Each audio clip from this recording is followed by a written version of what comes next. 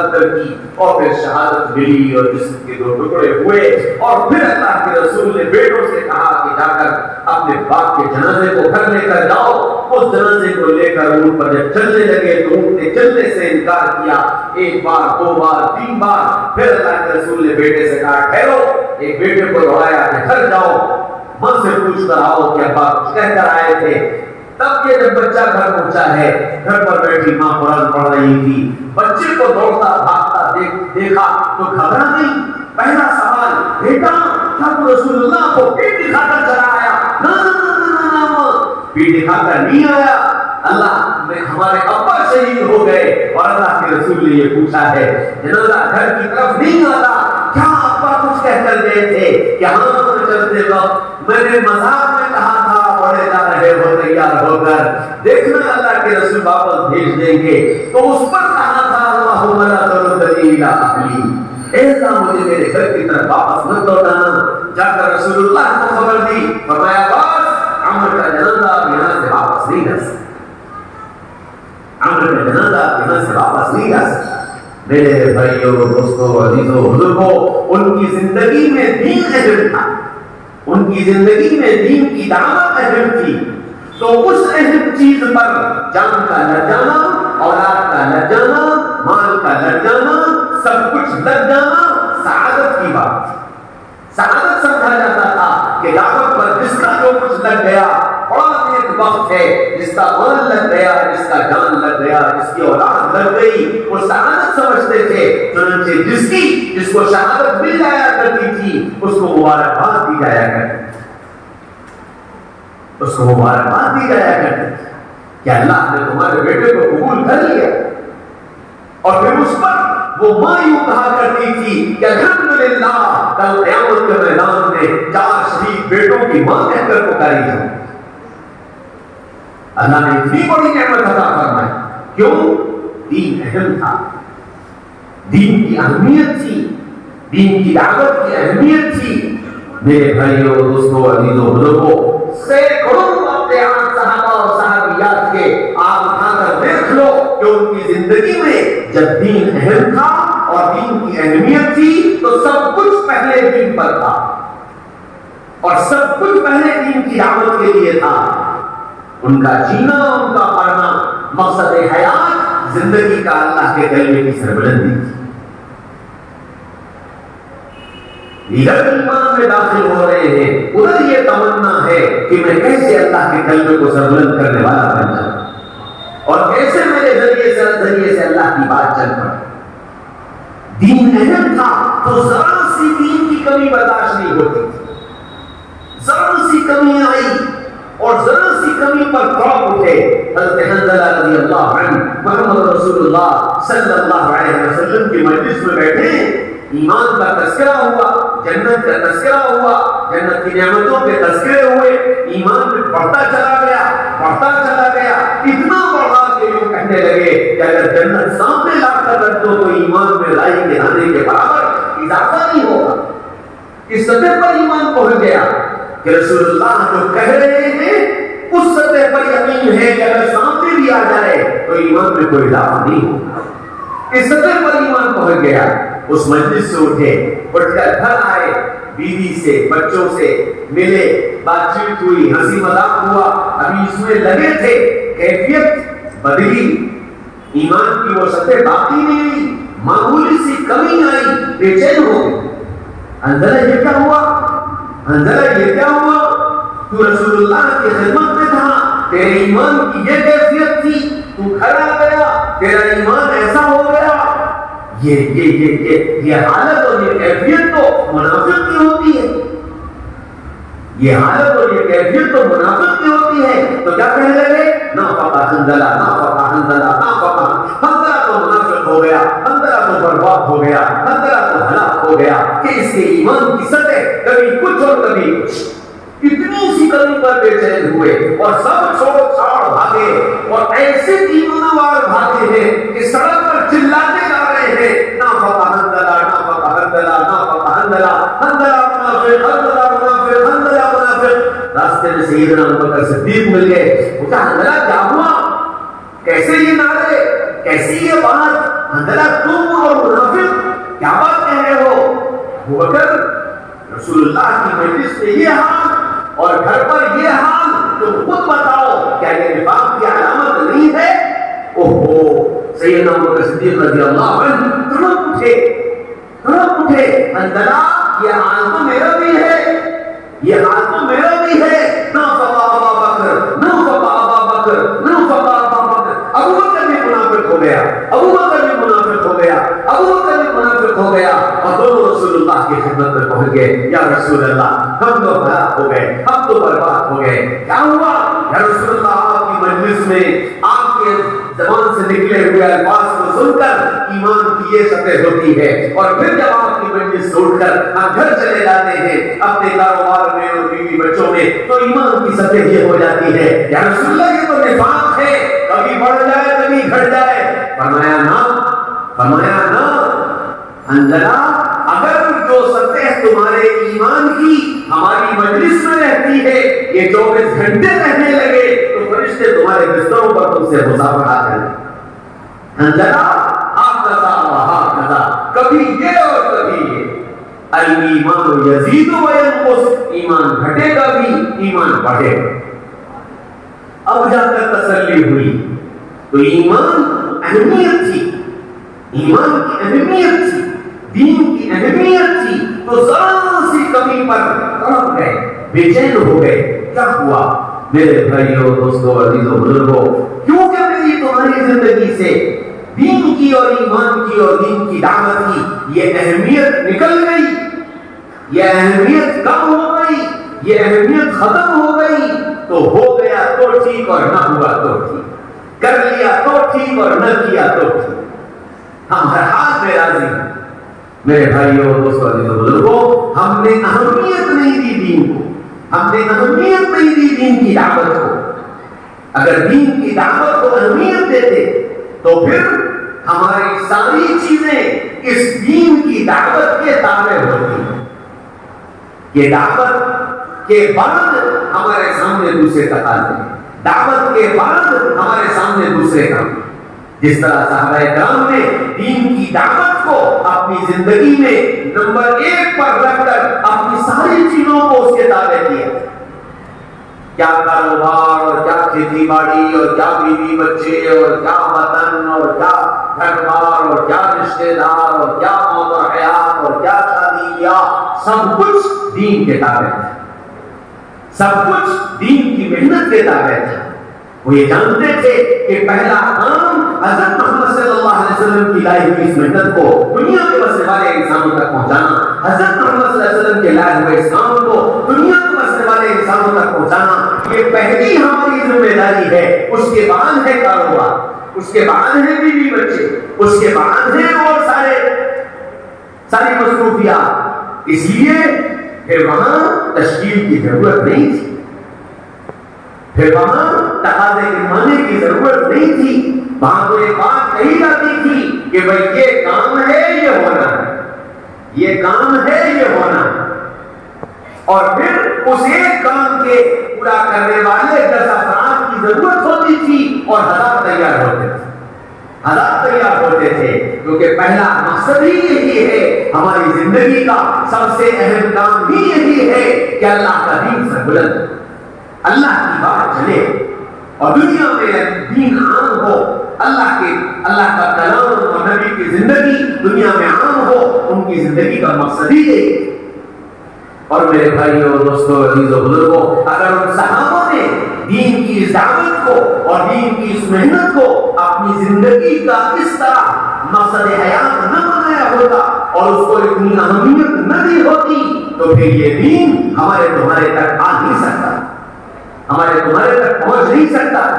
یہ دین ہم تک پہنچا ہی اسی بنیاد پر ہے کہ صحابہ نے اپنی ساری چیزوں کو پسے کش ڈال کر، اپنی ساری چیزوں کو ایک طرف رکھ کر پہلا مقصد یہ بنایا کہ یہ دین ہماری زندگی سے نکل کر دنیا کے بسنے والے انسانوں میں پہنچے۔ میرے بھائیوں، دوستوں، عزیزوں، بزرگوں، ہم میں سے ہر ایک اپنی زندگی میں اپنے گریبان میں جھانک کر کے دیکھے کہ ہم نے اپنی زندگی میں کس چیز کو اہمیت دی۔ دین کی دعوت تو بہت بڑی چیز ہے، اللہ نے جو ہم پر فرائض عائد کیے تھے، نماز جو فرض نماز تھی ہم پر، ہم تو اس نماز کو ہی وہ اہمیت نہیں دے پائے.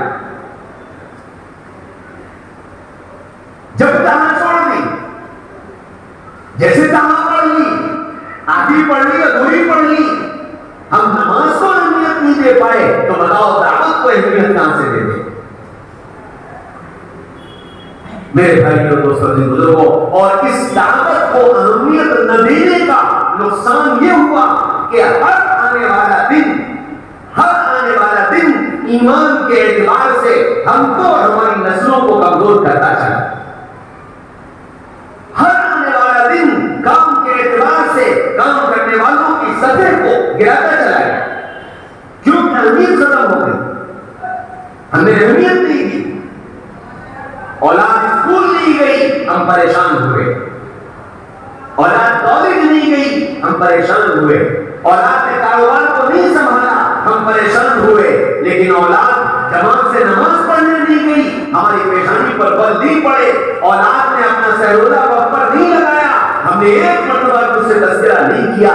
اولاد کا ساتھ کا چلہ نہیں لگا، ہم کو ایک مرتبہ بھی اس کے بارے میں فکر نہیں پیدا ہوئی کہ کیا وجہ ہوئی کہ اس کے اندر جانے کا شوق خود سے کیوں نہیں پیدا ہوا. ہمیں ہماری پیشانی پر بل نہیں پڑے، ہمیں احساس نہیں ہوا. کیوں؟ اس لیے کہ دین کی اہمیت نہیں، دعوت کی اہمیت نہیں. سیدنا محمد رسول اللہ صلی اللہ علیہ وسلم دعوت کے اس مبارک کام کو ہمارے ذمے اسی وجہ سے کرتے گئے تھے.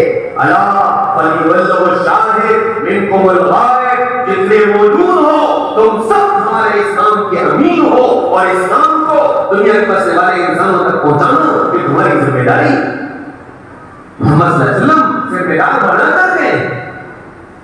نبیوں کی دعوت ہمارے تمہارے حوالے کر کے دیں، لیکن ہم نے اس دعوت کو اہمیت نہیں.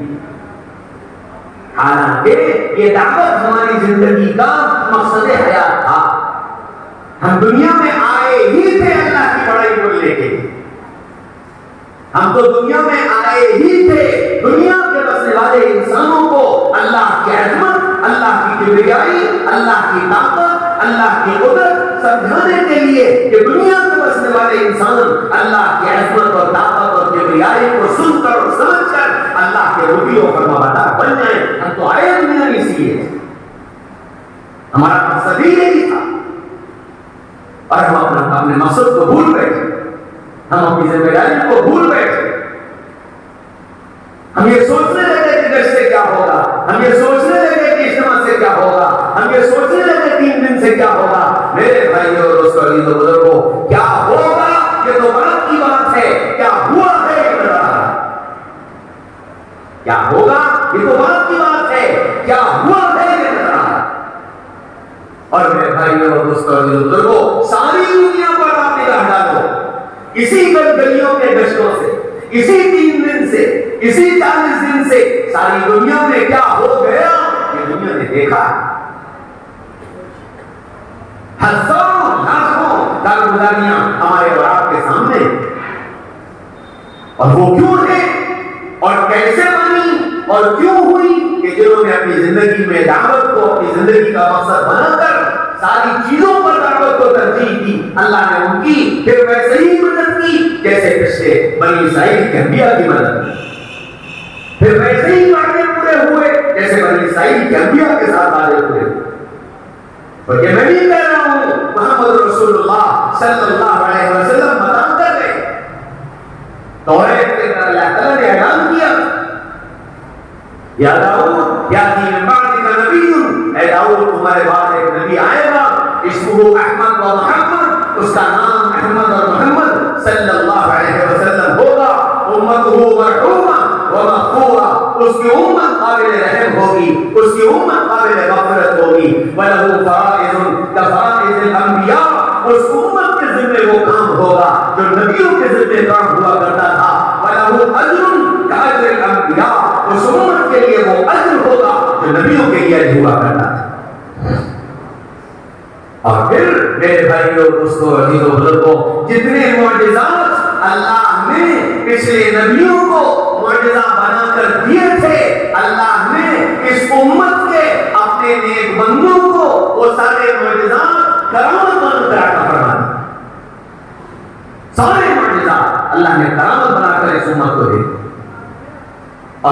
امت کے جن افراد نے اپنی زندگی میں دین کو، دین کی دعوت کو اپنی زندگی کا مقصد حیات بنایا اور ساری چیزوں پر دعوت کو ترجیح دی اور ساری چیزوں پر دعوت کو اہمیت دی، انہوں نے کھلی آنکھوں اللہ کی مدد کو دیکھا، انہوں نے کھلی آنکھوں اللہ کی طرف سے ہونے والے فیصلوں کو دیکھا، اللہ نے ان کی دعاؤں میں جان ڈالی، اللہ نے ان کی زبان میں تاثیر ڈالی۔ میرے بھائی اور دوستوں بزرگوں، یہ جب ممکن ہے جب ہم اپنی زندگی میں دعوت کو اہمیت دیں۔ یہ پارٹ ٹائم کام نہیں ہے، جیسے ایک سروس کرنے والا پارٹ ٹائم جاب کرتا ہے کہ میری ریگولر سروس تو صبح 9 بجے سے شام 5 بجے تک فلاں آفس میں کرتا ہوں، پارٹ ٹائم مغرب بعد یہ کر لیتا ہوں، پارٹ ٹائم صبح کے وقت میں یہ کر لیتا ہوں۔ دعوت پارٹ ٹائم کا عمل نہیں، دعوت تو ایک مکمل کام ہے، ایک مکمل کام ہے، اور ایسا مکمل کام ہے کہ اگر یہ دعوت صحیح معنوں میں زندہ ہو جائے تو پھر اس دعوت کی تاثیر بالکل ویسے ہی ہے جیسے پانی کی تاثیر، جیسے پانی کی تاثیر ہے کہ پانی کا رنگ ہے، پانی کا مزہ ہے، پانی کا ذائقہ ہے، لیکن پانی انار میں گیا تو انار کا مزہ، سیب میں گیا تو سیب کا مزہ، کیلے میں گیا تو کیلے کا مزہ، گیہوں میں گیا تو گیہوں کا مزہ، چاول میں گیا تو چاول کا مزہ، انگور میں گیا تو انگور کا مزہ، کھجور میں گیا تو کھجور کا مزہ۔ پانی کا رنگ ہے، پانی کا ذائقہ ہے، پانی کی شکل ہے، لیکن جہاں پہنچ جاتا ہے جس کی ضرورت جیسی ہوتی ہے اس ضرورت کے مطابق اس کے ذائقے کو بدل دیتا ہے، اس کے رنگ کو بدل دیتا ہے، اس کے روح کو بدل دیتا ہے۔ میرے بھائی اور دوستوں بزرگوں، ایسے ہی یہ دعوت، اگر دعوت اپنے صحیح رخ پر، اپنے صحیح مزاج پر، اپنی صحیح فکر پر یہ دعوت چلتی ہے تو پھر اس دعوت سے نماز بنتی ہے، اس دعوت سے روزہ بنتا ہے، اس دعوت سے حج بنتا ہے، اس دعوت سے زکات بنتی ہے، اس دعوت سے علم آتا ہے، اس دعوت سے علماء بنتے ہیں، اس دعوت سے فقہاء بنتے ہیں، اس دعوت سے محدثین بنتے ہیں، اس دعوت سے ائمہ بنتے ہیں، اس دعوت سے قائد بنتے ہیں، اس دعوت سے رہبر بنتے ہیں، اس دعوت سے راتوں کو رونے والے بنتے ہیں، اس دعوت سے قطب بنتے ہیں، اس دعوت سے ابدال بنتے ہیں، اس دعوت سے غوث بنتے ہیں۔ اس دعوت سے وہ ہوتا ہے کہ دنیا کی ضرورت ہوتی ہے، اللہ اس ضرورت کو اس دعوت سے پورا کر دیتے ہیں۔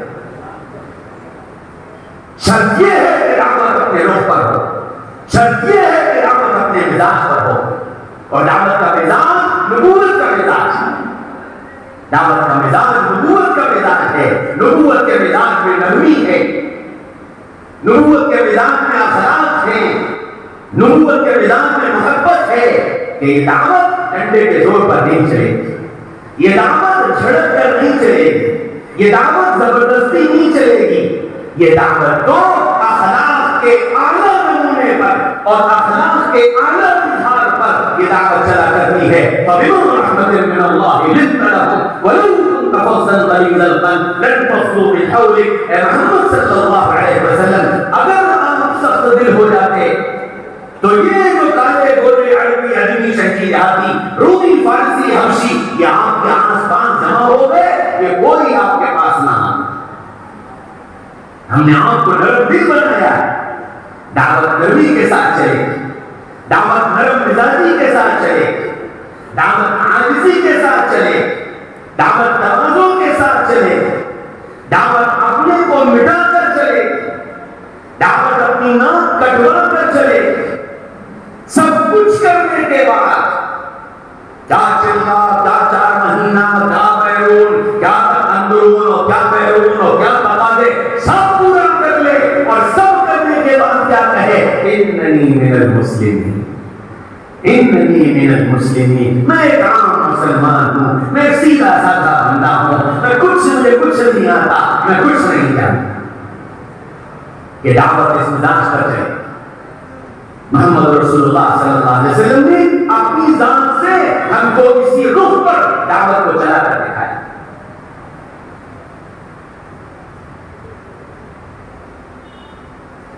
میرے بھائیوں اور دوستوں عزیزوں بزرگوں، سب سے بڑا مسئلہ یہ ہے کہ جتنا بڑا کام کرے گا اتنا بڑا شیطان ساتھ لگے گا. جتنا بڑا کام کرے گا اتنا بڑا شیطان ساتھ لگے گا. جتنی جسمانی قربانی دیتا چلا جائے گا اتنا نفس موٹا ہوتا چلا جائے گا. اب جب یہ کام کرتا ہے، قربانی دیتا ہے، محنت کرتا ہے، تو پھر شیطان اس کو اندر سے بگانا شروع کرتا ہے. تم پرانے، تم ایسے، تم ویسے، تم یوں تقاضے پورا کرنے والے، تمہاری شان یہ اور تمہاری اہمیت یہ، تم امیر رہ چکے، تم جماعت چلا چکے، اب تم معمول بن کر کیسے چل سکتے ہو؟ اب تم چھوٹے بن کر کیسے چل سکتے ہو؟ تمہاری موجودگی میں یہ للن بدو خیاطی کیسے بات کر سکتے ہیں؟ تم اتنے پرانے ہو، تم چنا ہو، تم چنی ہو، تم نے فلاں ملک کو ہلا دیا، تم نے فلاں صوبے کو ہلا دیا، تم فلاں علاقے میں یہ کر لیا ہے، وہ کر لیا ہے، اور یہاں اس مجمع میں تم کو کسی نے پوچھا نہیں، تمہاری بات نہیں طے کی، تم سے مشورہ نہیں لیا، تم کو آگے نہیں بلایا، تم کو خصوصی دسترخوان پر نہیں بٹھایا. نہ جانے کتنے ایسے انجیکشن صبح سے لے کے شام تک لگا ایسا لے جا کر مار دیتا ہے کہ پھر یہ اپنی منزل کو تسکین پہنچانے کے لیے نہ جانے کہاں سے کہاں چلا جاتا ہے. پھر اس کو بڑوں کے دعوے ہو کر کام کرنا سمجھ میں نہیں آتا، پھر یہ بڑوں میں کیڑے نکالنا شروع کر دیتا ہے، پھر بڑوں میں کمیاں تلاش کرتا ہے، پھر ان کی سالوں کی برسوں کی قربانیاں، سالوں کا برسوں کا رونا، سالوں کی برسوں کی محنت، جب اس کو ہوا بھی نہیں لگی تھی دعوت کی، جب یہ دعوت کو جھانکتا بھی نہیں تھا آ کر، اس وقت کا بلکنا اور تڑپنا، اس وقت کا تھکنا اور رونا اور بھاگنا اس نے اپنی آنکھوں سے دیکھا بھی نہیں ہوتا ہے، پھر یہ ان میں کیڑے نکالتا ہے، پھر یہ ان کو غلط ٹھہراتا ہے. اور میرے بھائیوں اور دوستوں بزرگوں، یہ خود نہیں کرتا، شیطان اس سے کھیل رہا ہوتا ہے، شیطان اس سے کھیل رہا ہوتا ہے. کیونکہ دعوت کی ہوا اس کو نہیں لگی.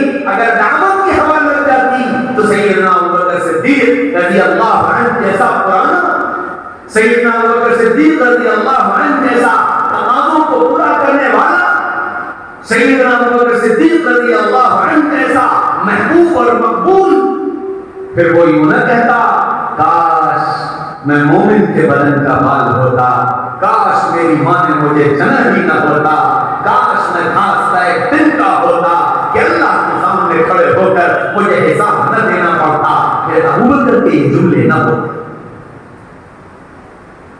ابوبکر اس مقام پر ہیں کہ محمد رسول اللہ صلی اللہ علیہ وسلم بابا کے طور یہ کہتے ہیں میرے اوپر جس نے احسان کیا میں نے سب کے احسانوں کا بدلہ دے دیا، ابوبکر کے احسانوں کا بدلہ تو اللہ ہی دے. اس مقام پر پہنچنے والے ابوبکر، سیدنا عمر، سیدنا عثمان، سیدنا علی رضی اللہ عنہم کے درمیان میں ابوبکر بیٹھے ہوئے. آنے والا آ کر سوال کرتا ہے تم میں امیر کون ہے؟ تم میں امیر کون ہے؟ سیدنا ابوبکر صدیق رضی اللہ عنہ فوراً سیدنا عمر کی طرف اشارہ کرتے ہیں اور یوں کہتے ہیں امیر بننے کے لائق تو یہ تھے، امیر بننے کے لائق تو یہ تھے، میں کیا کروں کہ ان سب نے مل کر یہ ذمہ داری میرے کندھوں پر ڈال دی. اور سنو عمر، سنو عمر، سنو عثمان، سنو علی، کل قیامت کے میدان میں تمہارا دامن نہیں چھوڑوں گا اگر تم نے میری مدد نہ کی، اگر تم نے مجھ کو میرے غلط سے نہ روکا تو میں کل قیامت کے میدان میں تمہارا دامن نہیں چھوڑوں گا. اور سنو میں اس کام کو تمہاری مدد کے بغیر نہیں چلا سکتا، تمہاری مدد کے بغیر نہیں چلا سکتا. ہاں میرے بھائیوں اور دوستوں عزیزوں بزرگوں، اگر دعوت اپنی صحیح شان کے ساتھ زندگی میں آئے گی تو پھر شان صدیقی پیدا ہو، پھر شان صدیقی پیدا ہو کہ اپنے آپ کو مٹاتا چلا جائے، اپنے کو بے حیثیت کرتا چلا جائے. اللہ اکبر. اندازہ لگاؤ کہ ابوبکر صدیق رضی اللہ عنہ اس مقام پر ہیں کہ خلیفۃ المسلمین بن چکے، امیر المومنین بن چکے، اور رات کی آخر پہر میں اٹھ کر ایک بڑھیا کے گھر کے برتن دھونے جاتے ہیں، ایک بڑھیا کے گھر کا پانی بھرنے جاتے ہیں۔ عمر اس فکر میں ہے کہ میں اس کام کو کر لوں، پہنچتے ہیں، پتہ چلا کام ہو چکا، دوسرے دن اور جلدی پہنچے، پتہ چلا کام ہو چکا، تیسرے دن اور جلدی پہنچے تو دیکھا کہ ابو بکر کام کر کے نکل گئے۔ دعوت جب آئے گی تو پھر شان صدیقی پیدا ہو، یہ دعوت صحیح روح پر آئے گی تو پھر شان صدیقی پیدا ہو کہ کام کرتا جائے گا، اپنے کو بے حیثیت سمجھتا جائے گا، اپنے کو بے قیمت سمجھتا جائے گا، میری کوئی حیثیت نہیں، میری کوئی قیمت نہیں، اور یہ جتنا اپنے کو مٹا دے گا اللہ اتنا ہی سے اوپر اٹھا دے گا، اللہ اسے اتنا اوپر اٹھا دے گا۔ اس لیے میرے بھائیوں، دوستوں، عزیزوں، بزرگوں، دعوت کو دعوت کے مزاج کے ساتھ، دعوت کو انبیاء کرام کے طرز پر جب عمل میں لایا جائے گا اور اتنی اہمیت دی جائے گی جتنی اہمیت نبیوں کی زندگی میں دعوت کی ہوا کرتی تھی، تو پھر یہ دعوت رنگ لائے گی، پھر یہ زندگی میں بھی تبدیلی لائے گی، علاقوں میں بھی تبدیلی لائے گی، خاندانوں میں بھی تبدیلی لائے گی، اور پھر آگے بڑھ کر یہ صوبوں پر اور ضلعوں پر اور ملکوں پر سب پر یہ دعوت اثر انداز ہو۔ اگر اس دعوت کو مزاج نبوت پر انجام دیا ہے، جہاں زبردستی نہیں، لا اکراہ فی الدین، کہ ہماری دعوت میں زبردستی ہرگز نہیں، اور کوئی اگر اس دعوت کے لیے زبردستی کر رہا ہے تو وہ نہ مزاج نبوت کو جانتا ہے، نہ وہ دعوت کو جانتا ہے، نہ وہ دین کی اس اہمیت کو جانتا ہے، وہ بالکل کوڑا جاہل ہے۔ کہ دعوت کا تو صاف اعلان ہے، لا اکراہ فی الدین، کوئی زور و زبردستی نہیں، صاف اعلان ہے، لکم دینکم ولی دین، تمہارے لیے تمہارا دین، ہمارے لیے ہمارا، کوئی زبردستی نہیں۔ یہاں تو سمجھا کر، بجھا کر، محبت سے، عاجزی سے، پیار سے اتنی محبت دکھاؤ کہ وہ تمہارا گرویدہ بن جائے، تمہارا عاشق بن جائے۔ اپنے بڑوں سے میں نے سنا، ان کی بات نقل کرتا ہوں، تشکیل یہ نہیں ہے چلو بھائی 4 مہینے کے لیے، چلو بھائی 40 دن کے لیے، چلو بھائی 3 دن کے لیے، تشکیل یہ نہیں ہے۔ تشکیل یہ ہے میں چل رہا ہوں، بتاؤ کون تیار ہے، اور پھر تمہارے ساتھ ایک مجمع کھڑا ہو جائے کہ جی میرے سارے تقاضے آگے پیچھے کون ساتھ جا رہے ہیں، ان کے ساتھ جاؤں گا۔ یہ ہے تشکیل۔ اپنے کو اتنا محبوب بناؤ، اتنی شفقت، اتنی محبت اپنے ساتھیوں کے اندر ڈالو کہ ساتھی تمہارے ایک اشارے پر سر تنازع کو اپنے سر لینے کے لیے تیار ہو گئے۔ سیدنا محمد رسول اللہ صلی اللہ علیہ وسلم نے تبوک کا موقع آیا، سخت گرمی کا زمانہ، کھیت پکے کھڑے ہوئے، لمبا سفر، ایک تقاضا آیا کہ کیسے ہوگا، تو صرف صحابہ کے بیچ میں ایک بات کہی، میرا تبوک جانے کا ارادہ ہے، میرا تبوک جانے کا ارادہ ہے، لمبا سفر ہے، لمبا سفر ہے، افراد بھی سامان بھی، بس پھر کیا تھا، صبح ہوتے ہوتے ڈھیر لگ گیا، اور کتنا آیا، بساط سے زیادہ، بساط سے زیادہ۔ سیدنا عمر رضی اللہ عنہ کہنے لگے کہ رسول اللہ صلی اللہ علیہ وسلم نے تبوک کے موقع پر جب آواز لگائی، میں بڑا خوش ہوا، کہ کیوں؟ میں خوش اس لیے ہوا کہ تبوک کے موقع پر میرے مالی حالات بہت اچھے تھے اور ابو بکر کے مالی حالات بہت کمزور تھے۔ میں نے سوچا ساری زندگی گزر گئی، ابو بکر سے پار نہیں پا پایا، ابو بکر سے پار نہیں پا پایا، آج اللہ نے موقع دے دیا ہے، میرے پاس مال زیادہ ہے، ابو بکر کے پاس تھوڑا ہے، میں زیادہ مال لے کر چلا جاؤں گا، ابو بکر تھوڑا مال لائیں گے، میں ابو بکر سے آگے بڑھ جاؤں گا۔ خوش ہو گئے اور اپنے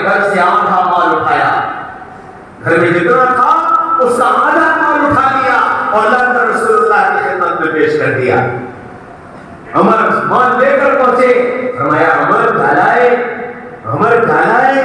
یا رسول اللہ گھر سے آدھا مال لے آیا, جو کچھ تھا اس سب میں سے آدھا آپ کی خدمت میں, آدھا گھر چھوڑایا. ماشاء اللہ بہت مبارک. ابو بکر آئے, بہت تھوڑا سا مال, بہت تھوڑا سا مال. عمر ان کے اس مال کو دیکھ کر اندر اندر مسکرا رہے ہیں کہ آج تو بازی مار لی, آج تو ابو بکر سے آگے نکل گیا. اب ابو بکر آئے تو اللہ کے رسول نے سوال کیا, لیکن سوال بدل دیا, سوال بدل دیا. عمر سے پوچھا تھا کیا لائے, ابو بکر جب آئے تو پوچھا ابو بکر کیا چھوڑ کر آئے, کیا چھوڑ کر آئے. تو ابو بکر کہنے لگے یا رسول اللہ, اللہ اور اس کے رسول کا نام چھوڑ کر, اللہ اور اس کے رسول کا نام چھوڑ کر آیا ہوں. عمر کہنے لگے یہاں بھی میں ہار گیا, یہاں بھی میں ہار گیا. اتنا لائے کہ جسم کا لباس بھی اتار کر کے دے دیا, جسم پر ٹانٹ لپیٹ لیا, اور ٹانٹ کو لپیٹ کر ببول کے کانٹوں سے اس ٹانٹ کو روک کر لائے ہیں. اور اللہ کے رسول کی خدمت میں جب وہ مال پیش کیا تو جبریل آ گئے. اللہ کے رسول نے جبریل کو دیکھا, پھر ابو بکر کو دیکھا, پھر جبریل کو دیکھا, پھر ابو بکر کو دیکھا. ابو بکر کہنے لگے یا رسول اللہ کیا بات ہے, آپ کیا مال اور گھر دیکھتے ہیں. فرمایا ابو بکر آج تم جس لباس میں آئے ہو جبریل بھی اسی لباس میں آیا, جبریل بھی اسی لباس میں آیا. اللہ کے رسول نے جبریل سے پوچھا جبریل کیا بات ہے, آج یہ تم کیسا لباس پہنے ہو. فرمایا یا رسول اللہ یہ میرا لباس نہیں, آج آسمان کے سارے فرشتوں کا یہی لباس, آج آسمان کے سارے فرشتوں کا یہی لباس. کیوں کہ ابو بکر کا یہ لباس اللہ کو پسند آیا ہے. اور یا رسول اللہ اس کو میں کوئی وحی لے کر نہیں آیا, میں کوئی پیغام لے کر نہیں آیا, پھر کیوں آئے ہو, میں صرف اللہ کا سلام لے کر آیا ہوں. یا رسول اللہ ابو بکر سے کہیے اللہ نے تمہیں سلام کہلوایا ہے اور یہ پوچھا ہے ابو بکر کیا تم اس حال میں راضی ہو. ابو بکر چیخ نکل گئی اور کہنے لگے میرا رب مجھ سے پوچھتا ہے ابو بکر تم اس حال میں راضی ہو. ارے ابو بکر تو ہر حال میں راضی, ہر حال میں راضی. ہاں میرے بھائیوں دوستوں عزیزوں بزرگوں, جب دعوت اپنے مزاج پر آتی ہے تو پھر شان صدیقی پیدا ہو. سب لا کر رکھ دیا. اب دلجوئی کیسی ہوئی, ایک صحابی آئے, دیکھ رہے ہیں ابو بکر یہ لائے, عمر یہ لائے, عثمان تہائی لشکر کا انتظام کر کے آئے, عبد الرحمن ابن عوف فاضل لشکر کا انتظام کر کے آئے, فلاں یہ لایا فلاں وہ لایا. یہ کھڑے اپنے آپ کو دیکھ رہے تھے اور آسمان کی طرف نگاہ اٹھائی, اے اللہ میرے پاس تو میرے ان کپڑوں کے علاوہ کچھ ہے ہی نہیں, میں کیا پیش کروں. تو اٹھے اور اٹھ کر ایک یہودی کے باغ میں پہنچ گئے اور اس یہودی سے جا کر یہ کہا مجھے آج رات اپنے باغ میں پیڑوں میں پانی لگانے کے لیے نوکر رکھ لو اور اس کی جو مزدوری دو گے میں قبول کر لوں گا. وہ یہودی کہنے لگا مجھے ضرورت نہیں ہے. انہوں نے کہا میری ضرورت ہے. وہ نے کہا اچھا ٹھیک ہے پانی لگا دو. یہ رات بھر اس کے باغ کے پیڑوں میں پانی لگاتے رہے. صبح ہو گئی تو مالک کے پاس آئے کہ پانی لگا دیا, لاؤ میری مزدوری. اس نے یوں کر کے اپنے دونوں ہاتھوں سے کھجوریں اٹھائی اور ان صحابی سے کہا یہ ہے تمہاری مزدوری. انہوں نے ہاتھ پھیلائے, وہ کھجور اس نے اٹھا کر ان کے ہاتھوں میں ڈال دی اور یہ اپنے ان ہاتھوں کو اس طرح کیے. رسول اللہ کی خدمت میں حاضر ہوئے. یا رسول اللہ آپ نے تقاضا رکھا تھا, میرے پاس کچھ نہیں تھا, یہ کھجوریں لایا ہوں اسے قبول فرما لیجیے. اللہ کے رسول نے فرمایا ان کی کھجوریں لے کر سارے مال کے اوپر پھیلا دو. ایک کھجور احد پہاڑ سے زیادہ قیمتی, ایک کھجور احد پہاڑ سے زیادہ قیمتی. کیسی دلجوئی کی اس ساتھی کی کہ اس کی ایک کھجور کو اتنا قیمتی بنا دیا, دل بڑا ہو گیا. ہاں میرے بھائیوں دوستوں عزیزوں بزرگوں, ہمارے یہاں دعوت میں حقارت نہیں ہے, ٹھکرانا نہیں ہے, انکار نہیں ہے. یہاں چلے آئے 40 دن کی, یہاں 4 مہینے سے کم کی بات نہیں ہوتی, جب کہیں اور جاؤ. ہم 4 مہینے سے کم کی تشکیل نہیں کرتے، نہ ہمارے یہاں تو 1 گھنٹہ بھی سر آنکھوں پر ہے، ہمارے یہاں تو 1 گھنٹہ بھی سر آنکھوں پر ہے کہ یہ کام ایک ایمان والے کی دلجوئی کا ہے، اس کی ہمت افزائی کا ہے۔ یہ میں نہیں کہہ رہا ہوں، محمد رسول اللہ کی سیرت بتاتی ہے، محمد رسول اللہ صلی اللہ علیہ وسلم کی فکر بتاتی ہے کہ کیسے ساتھیوں کا دل جیتا جاتا ہے۔ حضرت سلمان فارسی رضی اللہ عنہ فارس سے آئے، گھر چھوڑا، باغ چھوڑا، سامان چھوڑا، سب چھوڑ رسول اللہ کی خدمت میں آ گئے اور اپنی زندگی تجدی پڑے رہے، دن رات صبح شام رسول اللہ کی خدمت میں۔ ایک دن بیٹھے ہوئے چند لوگ آئے، آ کر سلمان کے پاس بیٹھ گئے، سلمان تم کر چاہے جو بھی لو، چاہے کتنی نبی کی خدمت کر لو، اور چاہے کتنا نبی کا ساتھ دو، اور چاہے کتنی قربانی کیوں نہ دو، ہو تو تم اجنبی۔ میں اور اس کو آسان کر دوں، سلمان تم کر چاہے جو لو، چاہے جتنی قربانی دو، چاہے جتنی محنت کرو، چاہے جتنے چلے 4 مہینے لگاؤ، ہو تو تم پردیسی، ہو تو تم پردیسی۔ سلمان کا دل ٹوٹ گیا، میں نے تو سب کچھ چھوڑ دیا، میں رسول اللہ کی خدمت میں آ کر پڑ گیا، اپنی زندگی تجدید اس دین کی خاطر، رسول اللہ کی خاطر، مدینے والوں کی خاطر ہم نے تو اپنی زندگی لگا دی، اور یہ کہتے ہیں کہ تم چاہے تو کرو، ہو تو تم پردیسی، ہو تو تم اعجمی۔ برداشت نہیں ہوا، اٹھے رسول اللہ صلی اللہ علیہ وسلم کی خدمت میں آئے، روتے ہوئے کہنے لگے یا رسول اللہ، میرے ماں باپ آپ پر قربان، میں نے تو اپنی زندگی آپ کے قدموں میں ڈال دی، اور میں اپنا سب کچھ چھوڑ کر آپ کے پاس آ گیا، جیسے آپ نے چاہا میں نے اپنے آپ کو ویسے استعمال کیا، لیکن یا رسول اللہ یہ مدینے والے مجھ سے کہتے ہیں تم چاہے جو کر لو، ہو تو تم پردیسی۔ اللہ کے رسول کا چہرہ سرخ ہو گیا، آپ اٹھے، فوراً منبر پر تشریف لے گئے اور سب کو جمع کیا، اے لوگوں سنو، اے لوگوں سنو، اے لوگوں سنو، سلمان منا اہل البیت، سلمان منا اہل البیت۔ ارے جس سلمان کو تم پردیسی بتاتے ہو، یہ سلمان میرے دل کا ٹکڑا ہے، یہ سلمان تو میرے گھر کا ایک فرد ہے، تم کیا اس کے بارے میں کہتے ہو؟ سلمان کہتے ہیں رسول اللہ کی زبان سے یہ جملے نکلے اور میرا دل اتنا بڑا ہو گیا، میرا دل اتنا بڑا ہو گیا۔ دعوت اس مزاج سے چلے گی، دعوت اس طرح دل جیت کر چلے گی، دعوت اس طرح لوگوں کو دلوں سے قریب کر کے چلے گی، لوگوں کو مانوس کر کے چلے گی، لوگوں کو اپنا بنا کر چلے گی۔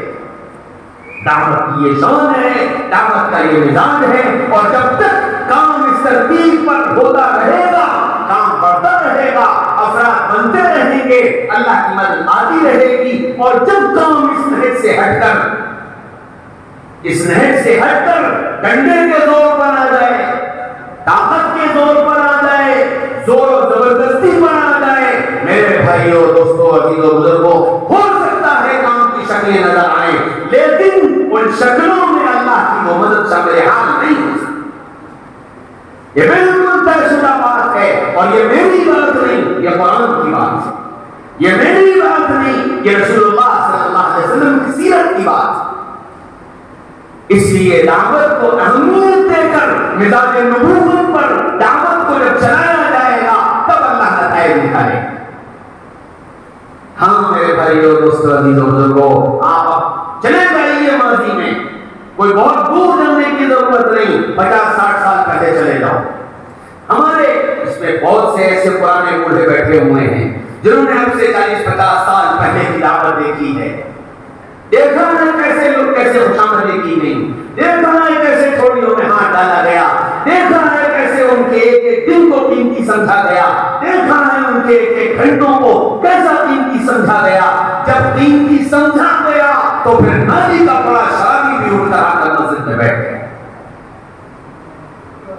جب قیمتی سمجھا گیا، جب اس کو اہمیت دی گئی، تو پھر چور نے چوری چھوڑی، زانی نے زنا چھوڑا، شرابی نے شراب چھوڑی، زندگی کو بدلنے کے لیے تیار۔ میرے بھائیوں اور دوستوں، عزیزوں بزرگوں، دعوت اسی مزاج پر چلی ہے اور اسی مزاج پر چلے گی۔ شرط کیا ہے؟ شرط یہی ہے کہ جیسے حضرات صحابہ کرام نے اپنی زندگی میں دعوت کو سارے امور پر اہمیت دی اور اہمیت دے کر جو جان، جو مال، جو وقت اس دعوت پر لگ گیا، اس کو سعادت سمجھا۔ جب اس زمانے کا یہ کام کرنے والا عملہ اس دعوت کے کام پر اپنے جان و مال کے لگ جانے کو اپنی سعادت سمجھے گا تو پھر اللہ تعالیٰ سے کام لے، پھر مشکلیں پیدا ہوں، اہمیت دینی پڑے گی۔ ہم یہ کام کسی پر احسان نہیں کر رہے ہیں، ہم یہ کام کسی پر احسان نہیں کر رہے ہیں، کسی کو خوش کرنے کے لیے نہیں کر رہے ہیں، کسی کو چڑھانے کے لیے نہیں کر رہے ہیں، کسی کو ناراض کرنے کے لیے نہیں کر رہے ہیں۔ میرے بھائیوں اور دوستوں، عزیزوں بزرگوں، اگر کام کرنے والوں کے ذہنوں میں کہیں دور دور یہ کیڑا آ گیا کہ ہم فلاں کے مقابلے پر کر رہے ہیں، فلاں کی ضد میں کر رہے ہیں، فلاں کو چڑھانے کے لیے کر رہے ہیں، فلاں کی حمایت میں کر رہے ہیں، خدا کی قسم تو ایک نہیں 50 مہینے لگا لینا، اللہ کے ہاں اس کی کوئی قیمت نہیں۔ یہ کام صرف اللہ کے لیے، یہ کام صرف اللہ کے لیے، یہ کام صرف اپنی آخرت بنانے کے لیے، یہ کام صرف اپنا تعلق اللہ سے بڑھانے کے لیے، یہ کام صرف اپنی اصلاح کے لیے، یہ کام صرف اپنی تربیت کے لیے ہے، یہ کام صرف اپنا تعلق اپنے اللہ اور اپنے رسول سے مضبوط کرنے کے لیے۔ جب ان نیتوں کے ساتھ کام ہوگا تو پھر یہ کام میری ذاتی زندگی میں بھی تبدیلی لائے گا، میرے گھر میں بھی تبدیلی لائے گا، میرے محلے میں بھی تبدیلی لائے گا، میرے علاقے میں بھی تبدیلی لائے گا۔ اب ہوگا جب ہم اس کام کو خالص اللہ کی رضا کی نیت سے کر رہے ہیں۔ افراد آئیں گے، چلے جائیں گے، شخصیتیں آئیں گی، چلی جائیں گی، لوگ رہیں گے، چلے جائیں گے، اللہ کی ذات باقی، اللہ کا کام باقی۔ اس لیے میرے بھائیوں، دوستوں، عزیزوں، بزرگوں، اللہ کو راضی کرنے کی نیت سے، اللہ کو راضی کرنے کی نیت سے اپنی زندگی کے تمام امور میں، اپنی زندگی کے تمام امور میں سب سے زیادہ اہمیت دعوت کو دے کر اپنے جان اور مال کا وہ حصہ جو دعوت پر لگ جائے اس کو اپنی سعادت سمجھ کر جب ہم اپنے آپ کو پیش کریں گے تو پھر انشاءاللہ یہ فیروزآباد نہیں، یہ آگرہ حلقہ نہیں، یہ صوبہ نہیں، یہ ملک نہیں، اللہ عالمی سطح پر کام لیں گے اور اللہ عالم تک بات پہنچائیں گے اور ذریعے کے طور پر ہمیں تمہیں قبول فرمائیں گے۔ کرو گے؟ سب کریں گے انشاءاللہ۔ تو ہمت کر کے اس میں بتاؤ کون کون اللہ کا بندہ اپنے جان اپنے مال کے ساتھ 5 مہینے بیرون کے لیے جس کی ترتیب پوری ہو رہی ہو، ہمت کر کے کھڑے ہو کر کے بتاؤ کہ میں مشورے سے انشاءاللہ تیار۔ ہر ضلع کے ساتھی اپنے اپنے ضلع کے ساتھیوں کے نام اپنے پاس لکھیں، 5 مہینے بیرون کے لیے اللہ کے راستے میں، 4 مہینے بیرون، 4